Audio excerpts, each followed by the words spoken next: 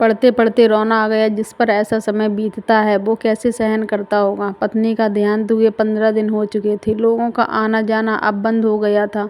वह अकेला बैठा पुरानी यादों में खोया था कि अचानक उसे पत्नी का लिखा पत्र मिला। पत्र में लिखा था, प्रिय पतिदेव, मुझे पता चल चुका है कि मुझे कैंसर है, वो भी अंतिम स्टेज में चल रहा है।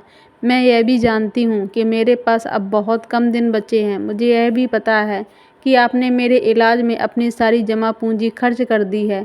सारे गहने बिक चुके हैं। कितनी मेहनत से बचत करके जो प्लॉट हमने खरीदा था वह भी मेरी बीमारी के भेंट चढ़ चुका है। ये सारी बातें मुझे नहीं बताओगे तो क्या मुझे पता नहीं चलेगा?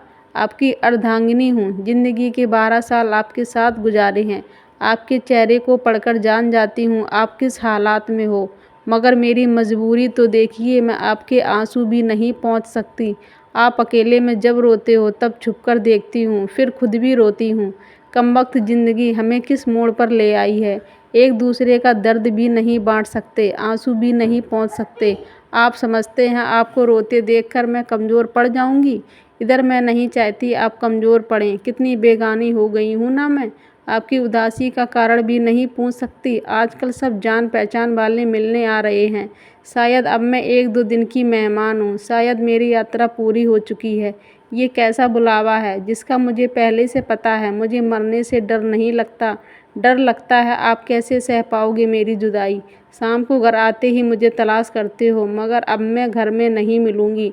कलेजा मजबूत कर लेना। जानती हूँ बहुत मुश्किल होगा आपके लिए मुझे भुलाना। 2 दिन मायके चली जाती हूँ तो पीछे पीछे चले आते हो। अब तो हमेशा के लिए बुलावा आ गया है। हाथ और साथ दोनों छोड़कर जा रही हूँ। मगर आप हिम्मत मत हारना। बच्चे अभी बहुत छोटे हैं। उनसे कहना मम्मी भगवान के पास गई हैं, जल्दी लौट कर आएंगी। मेरे चले जाने के बाद बिल्कुल भी मत रोना। कलेजे को पत्थर कर लेना। आप मुझसे कहा करते थे ना कि मैं बहुत डरपोक हूँ, बात बात पर रो पड़ती हूँ। अब देखो ना आपकी पत्नी कितनी मजबूत हो गई है।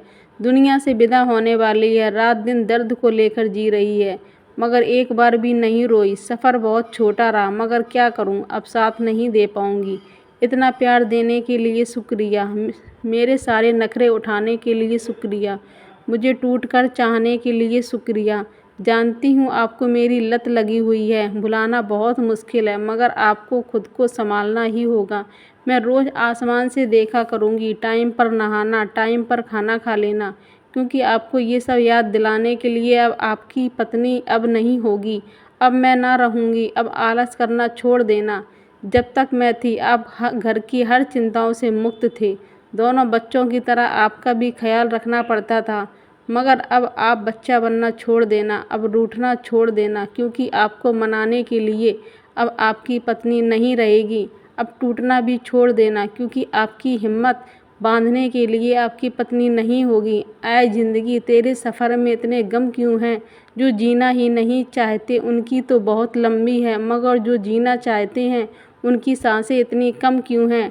ऐ ज़िंदगी, अब और नहीं लिखा जाता। हाथों में दम बिल्कुल भी नहीं है, फिर भी लिख रही हूँ। आप 2 दिन से सोए नहीं थे, इसलिए आज गहरी नींद में सो रहे हो। मुझे लिखने का वक्त मिल गया, मगर अब मैं लिखना बंद करके आपको थोड़ा सा निहारना चाहती हूँ।